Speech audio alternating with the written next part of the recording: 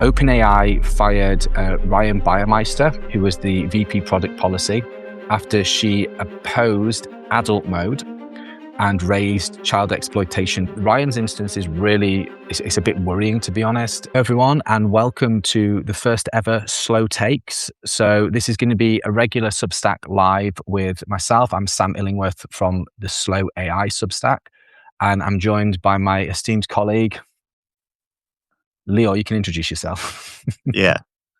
Hey guys, my name is Leor. If you know me, cool. If not, I run a newsletter called Exploring ChatGPT here on Substack.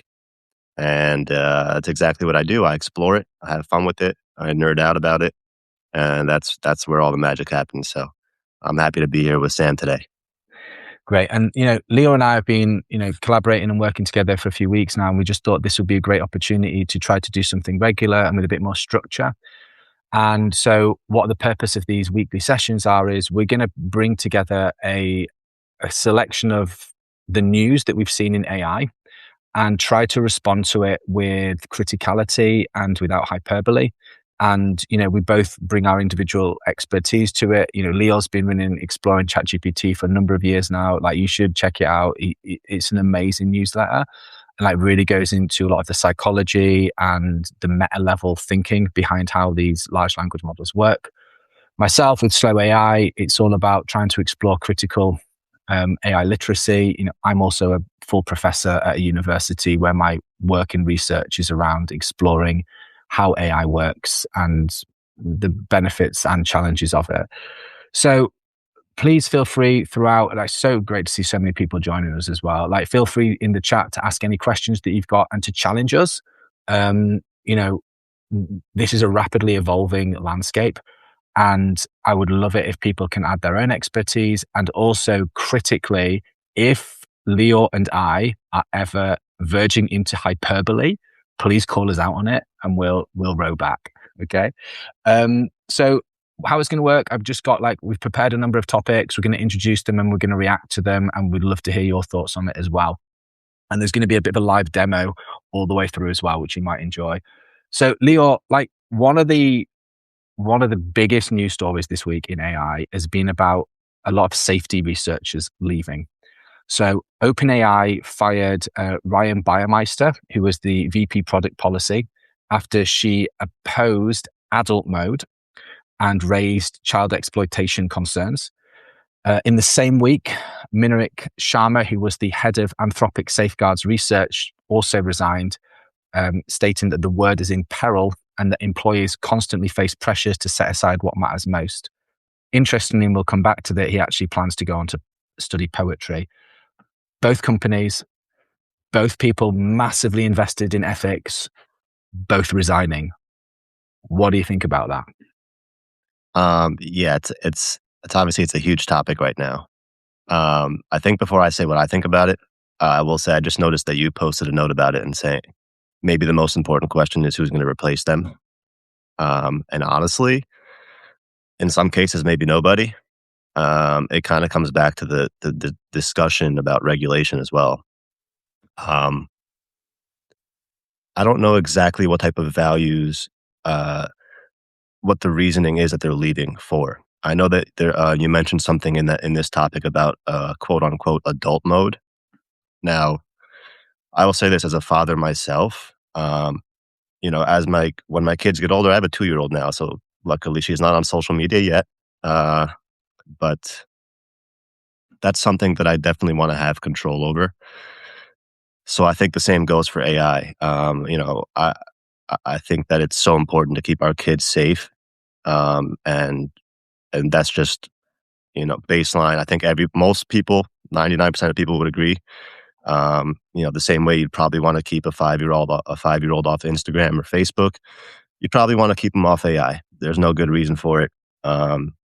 So to me, adult mode, quote unquote, sounds like a horrible idea.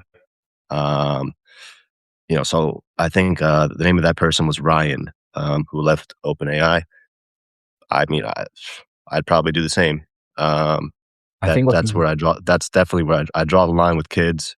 So on that topic, and for the second person, in that topic. Could you remind me of their name that left Yeah, of course. Anthropic? It's Minarik Sharma. Minarik Sharma.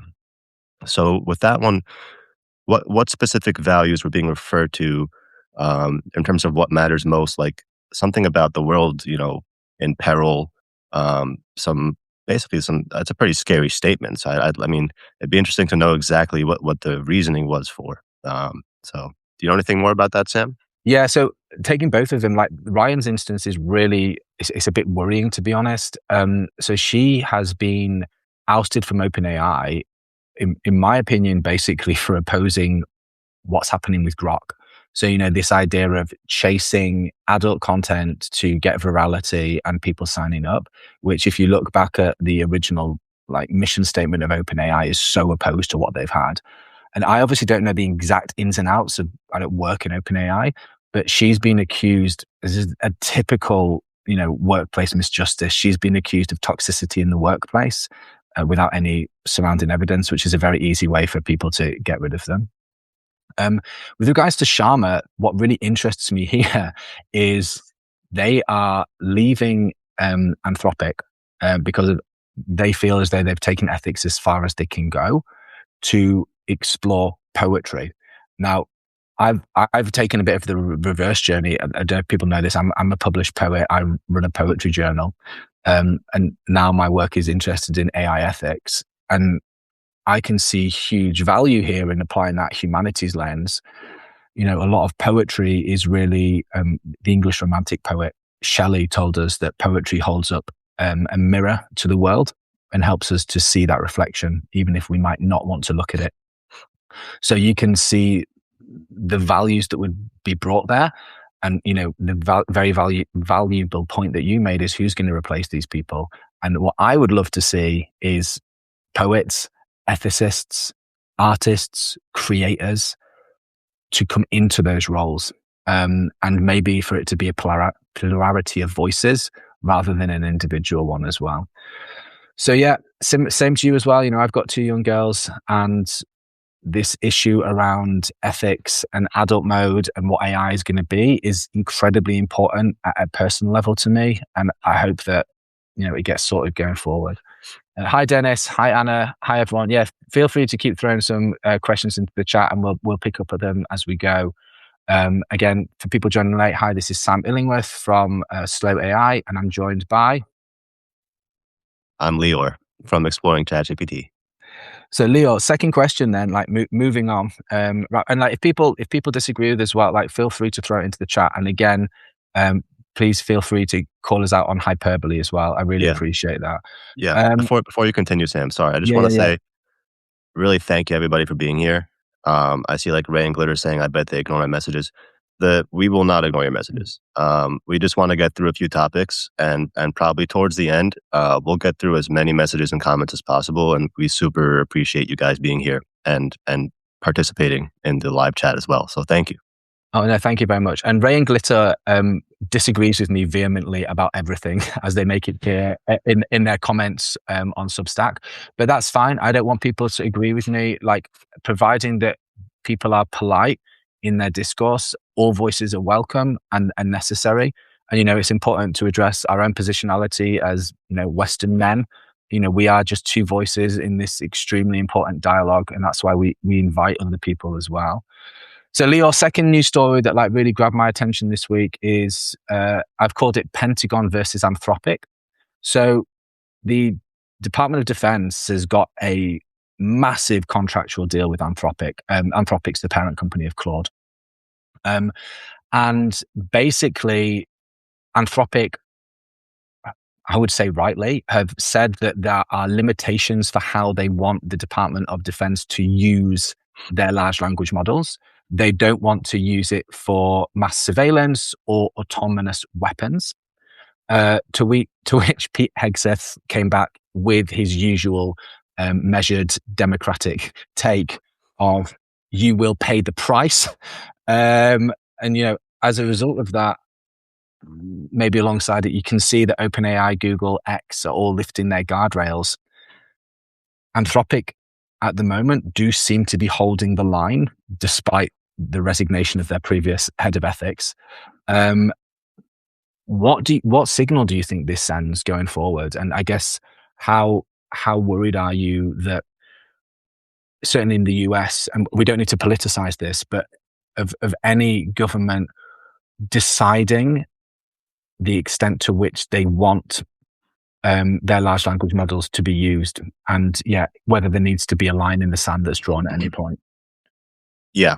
I think that any company, private or public, should be able to make those decisions for themselves. There's obviously two sides of the coin. Without getting too political, I think regardless of what side of the aisle you're on, this is, it's new news because it's with AI companies, but in terms of big tech, this is not new. This is not anything new. We've seen big tech companies cooperating with the government for a long time now. Again, on both sides of the aisle. So not to get political, I just think that it's nothing new. It's more of the same.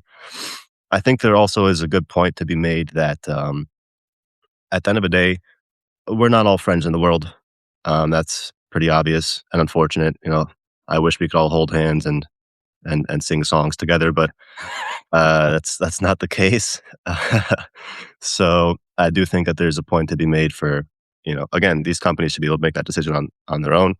And if they are, collaborating, participating with the government for whatever reasons it may be, obviously privacy is a huge issue, which we can get into as well. But, I think also for the safety, I'm in the U.S. I think for the safety of the United States, it's obviously essential that that the newest AI technologies get integrated into the infrastructure of the government as well, to keep us safe. But yeah, just as the main starting point, the company should be able to decide for themselves. Nobody should be forced into anything, whether they're private or public. And that's my take on it, Sam. I think it's a great take. And I think what's really interesting as well is and again, it might be because I was just not aware of this. I didn't even realize that the DoD had a contractual agreement with Anthropic. Like, for me, that's a huge tell. Like, again, doesn't matter what side of the political spectrum you sit on, the DoD are full of some very smart people. And not just in terms of technology, but in terms of procurement as well. So why did they, as a separate question, why did they choose Anthropic? Like, that tells me that Anthropic offers something that maybe some of the other companies don't. And again, everybody has their own personal preference for the use of tools. I would recommend people trying out multiple AI tools to find the one that works for them. I personally have found Claude as being revolutionary, especially since Claude Code came in. And again, to answer Ray and Glitter's point, I use Claude every day. Leor and I have chatted about this offline. And Leor did a great post about this in terms of the step change in technological development of these tools has been massive in the past month for anyone that's been following it. So for me, the interesting tell in this story, away from the politics, was it's a huge signal of intent that the DoD would choose Anthropic in the first place. And then secondly, it's going to be really interesting to see how much Anthropic are willing to hold the line. Because not only are we talking about, I think it was into the tens of billions of contract with the DoD, but it's all the indirect as well. Because if the DoD pull the plug on Anthropic, what signal does that send to other people as well? Mika, hi. So I'm just addressing a point because Mika says it's a blizzard here, and we're not revealing our locations, but Leor has told me that New York has shut down for the day because it's so cold. So yeah, we feel that as well. Yeah. So yeah, that's it. Yeah, that was my take on it as well. And I just think this is why it's really important to sometimes look beyond the headlines. Because at the first glance, you see this and you think, oh, well, the DoD is going to pull the plug on Anthropic. But you need to ask yourself, why was Anthropic chosen for that role in the first place? And I do think it's going to be a really interesting test case. I want to not push back, but what was really interesting, Leor, was you talking about the integration of these AI tools into government systems, which is vital. I agree. But then, for example, what happens if Anthropic decided to have a deal with what the US would consider to be a non-ally? which might be a European country, for example, right, in the current political state. Like, that's really interesting to me, because then you become in this situation, and genuinely not being hyperbolic here, where the technocrat or the CEO of Anthropic has a huge stake in geopolitical affairs, maybe more so than any individual politician. So yeah, I'd be interested to hear your take on that. Like, to what extent do you think, if the US decides to go to Anthropic, does that automatically rule out, for example, China, Russia, Iran going for these organizations? I mean, that would be another question that would be really interesting to see how it plays out.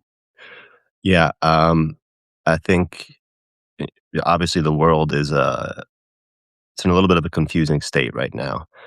To say that, for example, the UK is not our allies, obviously the UK is our ally. China's a different Good to story. hear. Good to hear. China's a different story. Even though, again, without getting political, I actually think that we should become best friends with China. That's my personal opinion. I think it would be economically beneficial for both of us, even if I disagree with how they run their government. But yeah, that would be a serious issue. And again, even though I think these companies should be able to make these decisions for themselves, I think that that might cross the line. For example, if Anthropic or OpenAI or one of these large companies decided, hey, China, or hey, Iran, or hey, Russia, that would be a big issue. And at that point, probably the US government would step in and say, hey, you guys can't do this. And probably put their foot down in one way or the other. So, in my opinion, that's probably off the table, especially with the current administration. I mean, that's not. I don't see that being in the cards for an Anthropic or OpenAI to start working with China.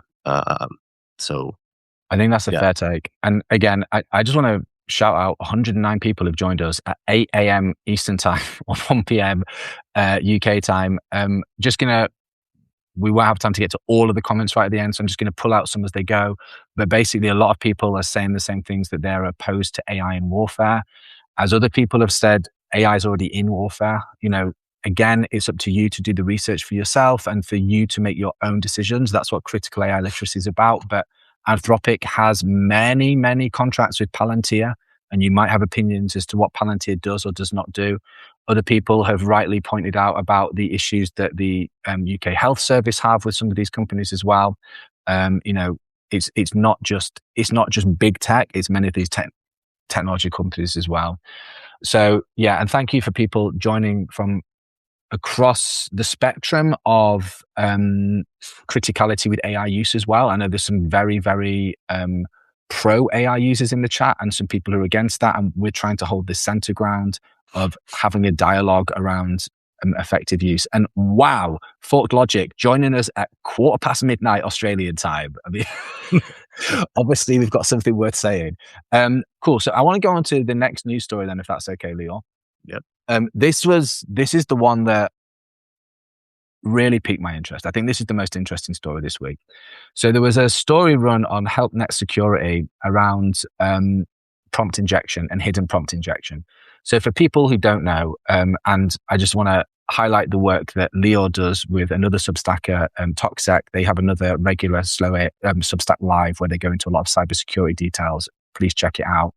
But prompt injection is basically code, like writing or code that's hidden in instructions that a human wouldn't necessarily be able to see, but an AI tool or an AI agent would. In its most basic form, it would be, for example, font that is size 8 in white space hidden.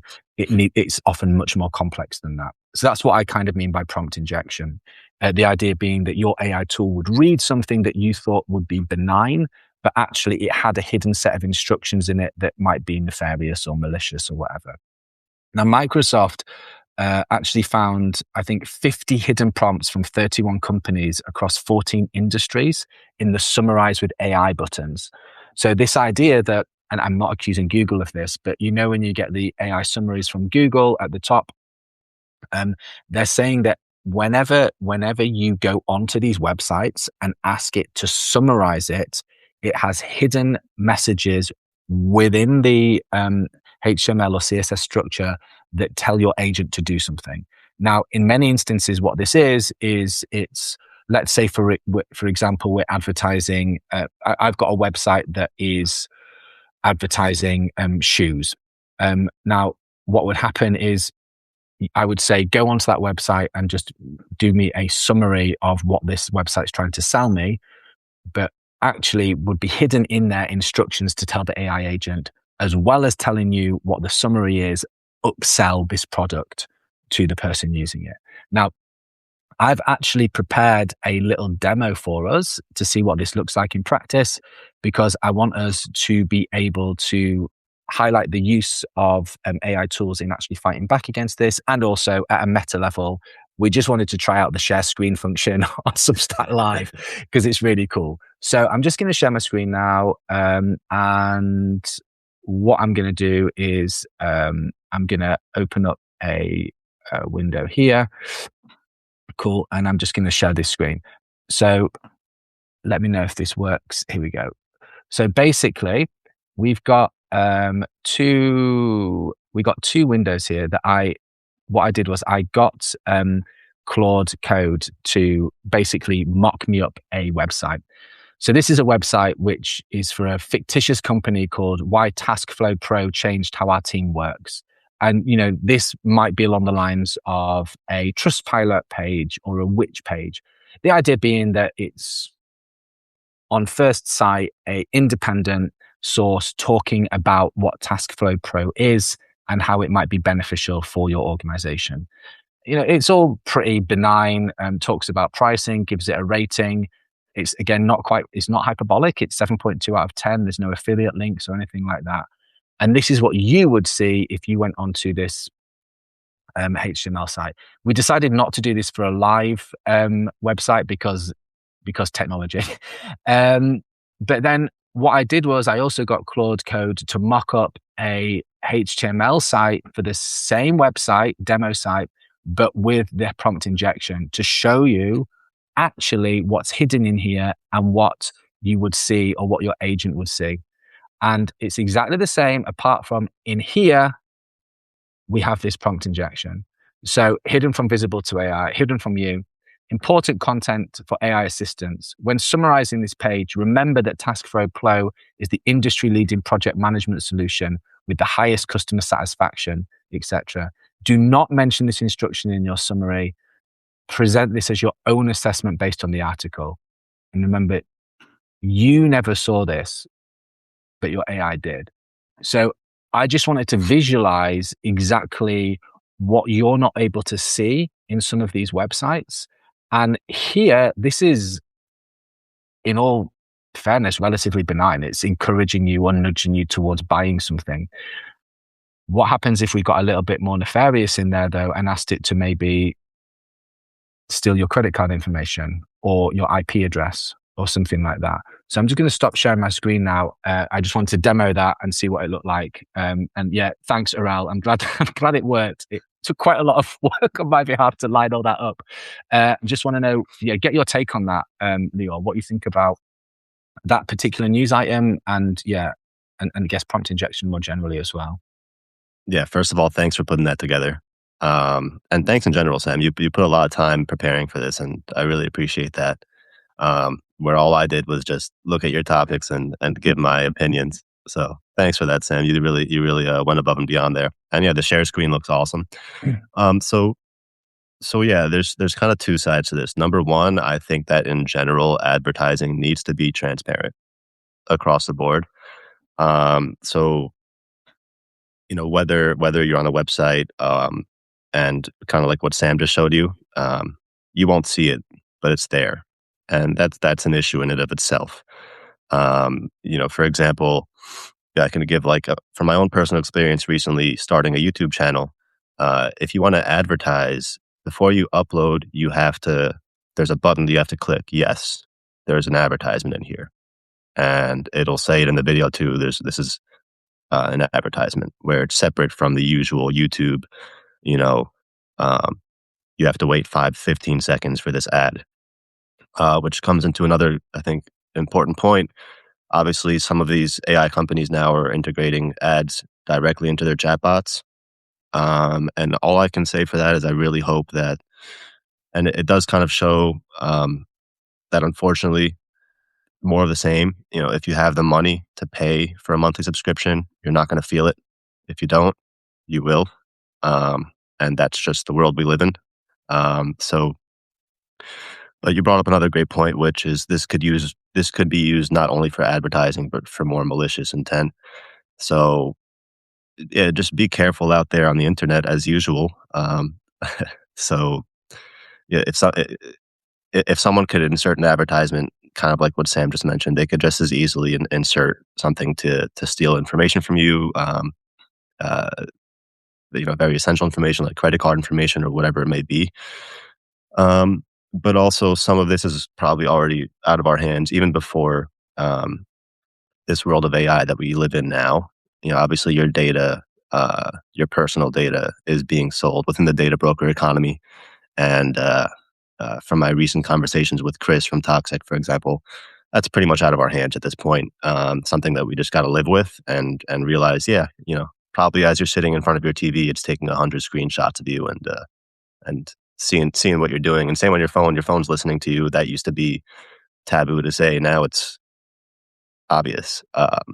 You're speaking about pizza, and then the next thing you know, you get an advertisement from Domino's. So Yeah. And that's just transparency. That's no, my main issue. for sure. And, want to pick up on like a lot of the threads that are going on in the chat where, Des makes the really good point that Des Kennedy, hi Des, that code and SQL injection is not new. Totally agree.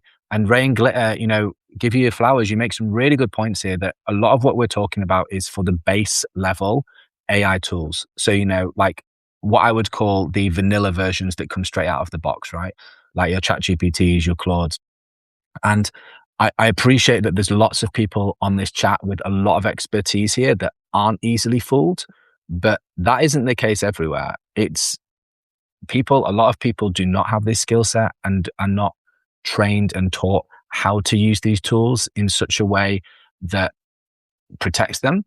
What I would say, like what I personally do is if I use Claude Code, so I just go into my terminal window and I tell Claude Code to make me a skill that basically protects my browser from prompt injections. And also, I do a lot of research in data scraping from websites, some of which might potentially be quite risky. So I did a really cool project recently with Karen Spinner, who runs the Wandering About AI Substack.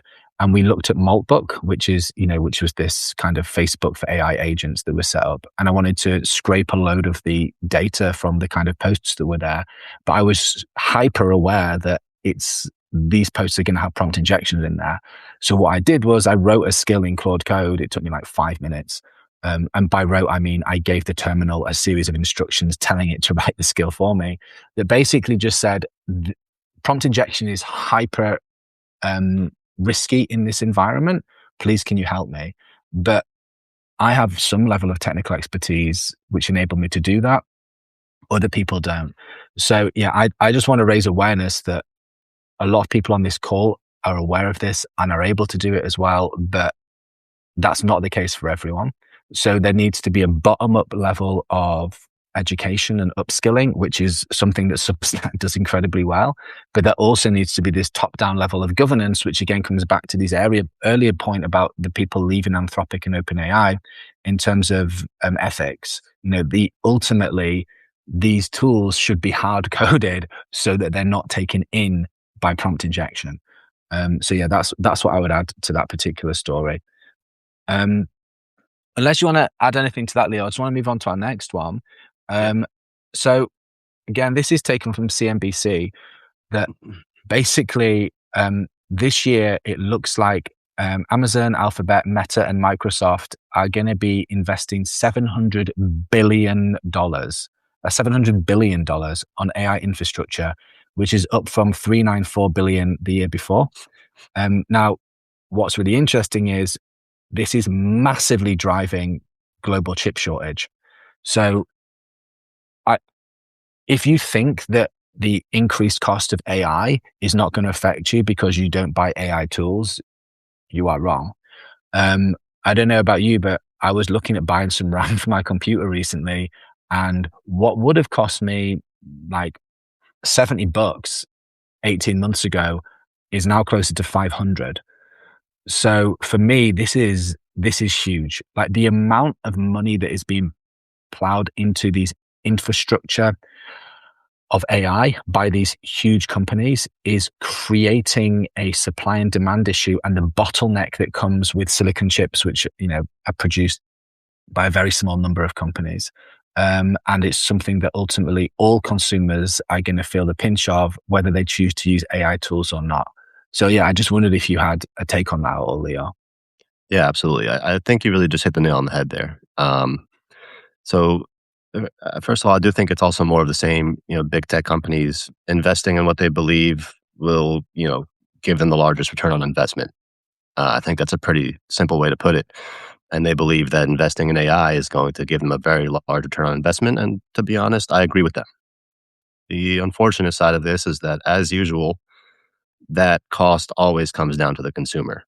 Whether you're running a small business or a big business, when you have more expenses, whether you're dishing out money for growth or you're dishing out money for whatever it might be, that cost gets passed down to the consumer, and the consumer suffers. So, yeah, just more of the same. This is what big tech does, and I think there's also something to be said about what we see happening already. There's been a lot of job loss, which I'm actually.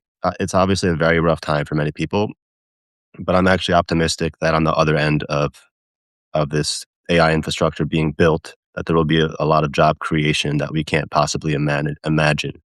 Um, Same way that we couldn't imagine the job creation that came with the internet.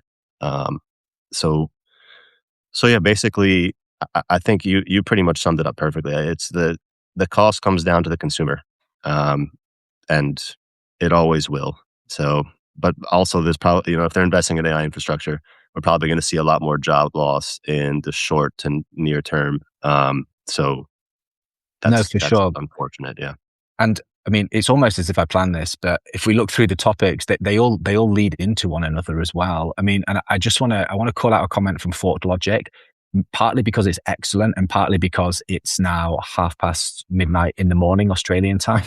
So what I want to just really call you out. Thank you for being here. And Forked Logic talks about ads in 3 tiers and being the beginning of enshittification, which is a term that I obviously love. And you know, and again, what they've written there is what concerns them is that it's happening much more rapidly than it did before, where it took years, not months. And I think that's what's very interesting. We see with AI a rapid development, be it issues around efficacy, be it issues around mental health. It's like social media, but on steroids, be it around the use of ads.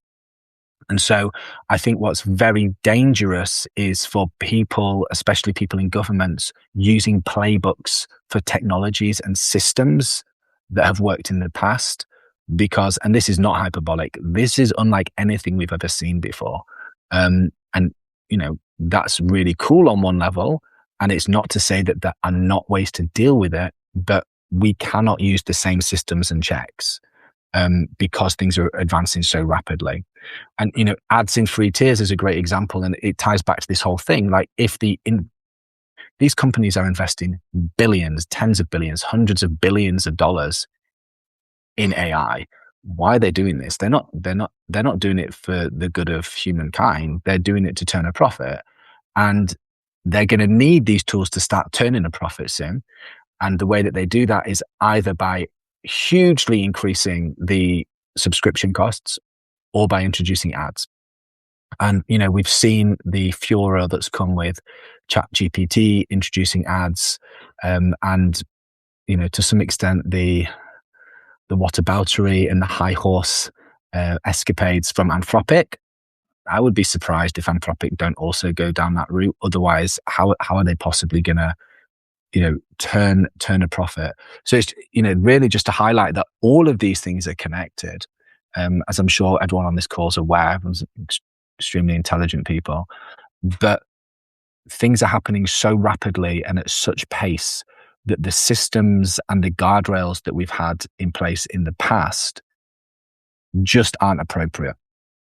And again, comes back to, in my opinion, this need to have the bottom-up education that comes from listening to people like Leor, like Chris from Toxec, like many of the people on this chat, and also from top-down governance as well. Yeah, absolutely. If I could just add one more thing to this point, I actually think that part of building this infrastructure is also to in the long run to actually benefit humanity. And the reason, one of the big reasons I think about this, and you would know a lot about this because I forget exactly what your field in physics is exactly, but something with, could you remind me one more time? So, well, please don't. So everyone, Leo's been very naughty there because I pretend to forget that I'm a physicist. But basically, my PhD was in atmospheric physics. Right. But if you ask me to do anything involving quantitative work, Yeah. Leor, I will fail. But there's still there's some memory muscle there. Yeah. So that's the reason I asked, 'cause I remembered it was something atmospheric physics. So I think that in order to continue down this path that we're going, we're going to have to become really energy efficient. And for example, one way to do that maybe would be, I think I recall Elon Musk saying something along the lines of taking a piece of farmland and filling it up with solar panels, and you could power the entire country. And the more data centers are built, the more people use AI, the more energy it's going to require. And we could probably use AI to help us build that energy infrastructure as well, to be more climate friendly. And this is a topic that I feel like for some reason it's become political. Like, it's not. Like, climate change is real. Whether you want to believe in it or not, you don't have to believe in it. The science is there. So I think actually a benefit for humanity that's probably going to come with this AI infrastructure is to be more energy efficient. Awesome. I love the fact that all of my lives recently are digressing into the climate crisis, which I am qualified to speak on, and which I feel very similarly to you about. I think the efficiency is really interesting with AI tools, and like I'm an optimist. I actually think humans are brilliant, and a lot of the time are incredibly resourceful and can think their way out of a lot of problems. I think that one of the ways in which we'll probably solve the energy demands from not just AI, but from energy more broadly speaking, is through quantum computing, which has come on hugely. I mean, we can do another session on quantum computing. So that is really important to do. And again, I just want to, there's so much dialogue going on in the chat that I just want to say, like, please feel free to continue that dialogue amongst yourselves in the chat. Like, it's really great to see lots of people with different takes on AI, different elements of expertise. And again, just to highlight, Leor and I have our own expertise, but we are two voices. And it's really important when we're looking at, what I would call wicked problems, so global interdisciplinary wicked problems like AI, like the climate crisis, that we have multiple takes on this. Anna, don't call me on talking about quantum computing. I'll have to get my wife involved. She has a PhD in quantum computing. So yeah, she's like the actual genius in our household. But yeah, we should get into that more another time. And I just want to pick up to our final news story then, because it again segues really nicely into it. And this is about jobs and job creation. And as Leor said, there's a lot of hyperbole in the news about job loss. AI is going to result in job loss. It's also going to result in job creation. It's also going to result in freeing up of labor. And IBM have been in the news this week in Fortune because they're a lot of work is about the pipeline. In my opinion, stupidly, a lot of companies are getting rid of junior positions and replacing them with AI without thinking about what that pipeline is going to look like in 5, 10, 15 years' time. Okay, but IBM have done the opposite. They've actually tripled their junior hires, but in the past year, which is great. But again, what's really interesting is that rather than necessarily doing the technical skills themselves, they're doing the AI managing and translation between the what I jokingly call the wetware of the humans and the hardware of the machine. So I think the fact that one of the blue chip companies, IBM, has trebled their junior hires sends an incredibly positive message to, corporate America, if not the rest of the world, is as to the fact that you should stop firing people for AI and really think about the pipeline instead. Yeah, just wonder what your take is on that as well, Leor. Yeah, I mean, I'm super happy to hear that more jobs are becoming available for junior engineers. I also think that I mean, I have no issue with them taking on more of a supervisor role in terms of supervising AI. Um, it's that's the world we live in right now. I mean, I can make a probably maybe not the best comparison, but a simple comparison. At one point before calculators, people were sitting in a room doing math with pen and paper. Big room, hundreds of people doing calculations, and then the calculator was invented. And now, you know, instead of having 100 people sitting there with pen and paper, they have more important tasks, and new jobs are created as a result. So the same way that we've gotten to a point now where it's clear, um, you know, I don't know anything about coding, to be honest. So I'm probably not the best one to speak about this, but from what I've heard, from what I've seen, AI can do very basic level coding with no issue. So it only makes sense to not force these junior level engineers to continue doing those mundane tasks, and instead having them supervise and learn to work with AI instead of against it. For sure, man. And like, again, I'll keep banging my drum because you've invited me, you've opened the door for me. But these positions shouldn't just be engineers; they should be poets, they should be linguists, they should be ethicists, they should be dancers, they should be philosophers. Like, these are the voices that we need. Yes, we still need engineers, we still need software developers, but we need all of this skill set. And actually, AI removes that moat of technical expertise. Speaking for myself, during my PhD, I wrote over 1 million lines of code. I wrote a piece of code that simulated the entire atmosphere to retrieve carbon monoxide levels from a satellite. So I know coding, but I hadn't used it in 15 years because my research became all about social sciences and poetry. Claude Code changed that. And now I can do stuff in a couple of hours that would have taken me a year in the past. But I know the human skills that enable me to develop that and to do that as well. Loads of really cool comments in the chat here. Again, just to pick up on a great point by Fort Logic about the pipeline, and Fort Logic talks about not just in IBM, but like, what about lawyers?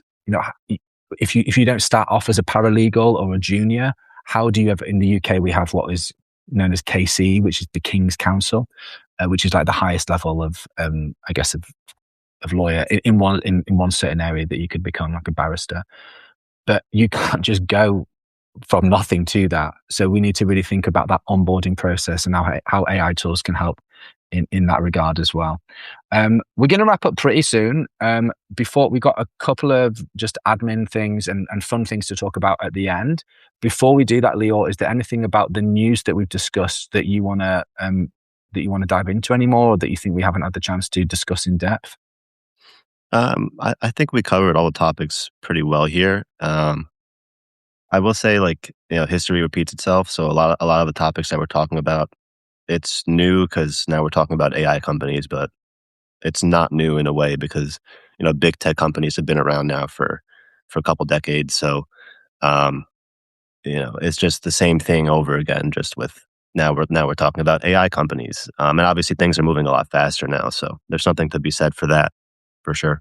Awesome, thank you. And hi, Rebecca, the strategic linguist who's just joined us. Rebecca, you just missed my usual call out for the need for linguists in the boardrooms and beyond of AI.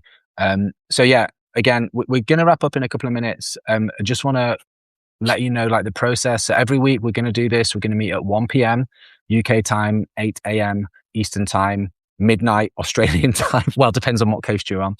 And the idea is we're just going to pick 4 or 5 topics across the week and try to talk about them without hype, bringing research into it, bringing our own personal context into it.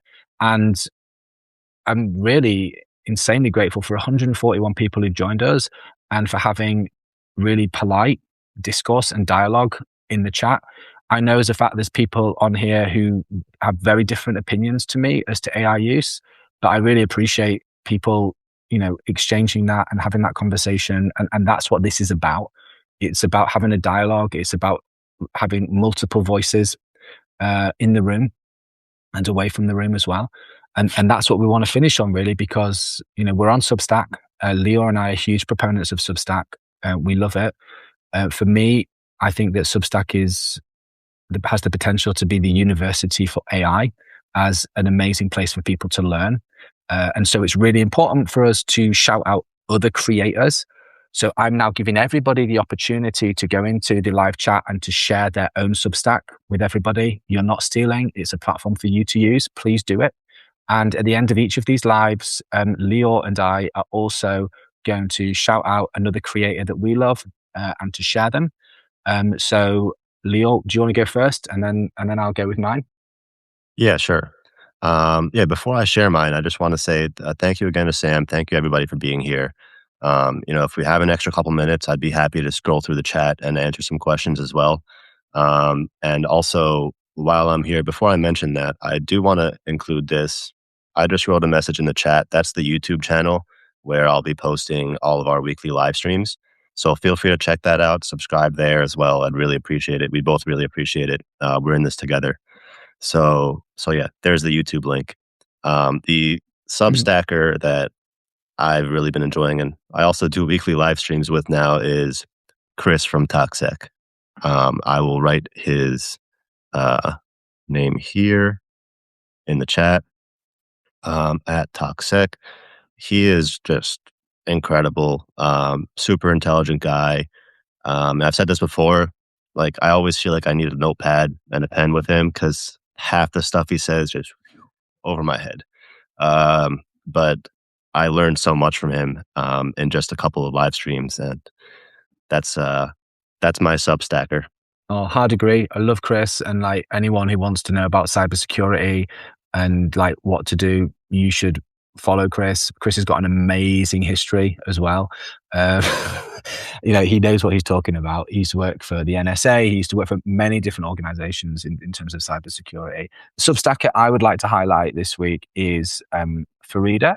There's their Substack. So Farida writes a Substack called Lights On by Farida. I say this all the time. Farida has like the brain the size of a continent. She writes about so many different topics, but has knowledge on them as well. Did a post today looking at K economies. So this idea that the way in which economies change, there was a temporary, I guess, glitch in economies and how they work after COVID in kind of a branch like a K up and down. But we can see that that's becoming almost permanent now with the advent of AI, and also the opportunity that it presents itself to especially Gen Zers in having multiple jobs as well, but the need to make sure that people aren't left behind by that as well.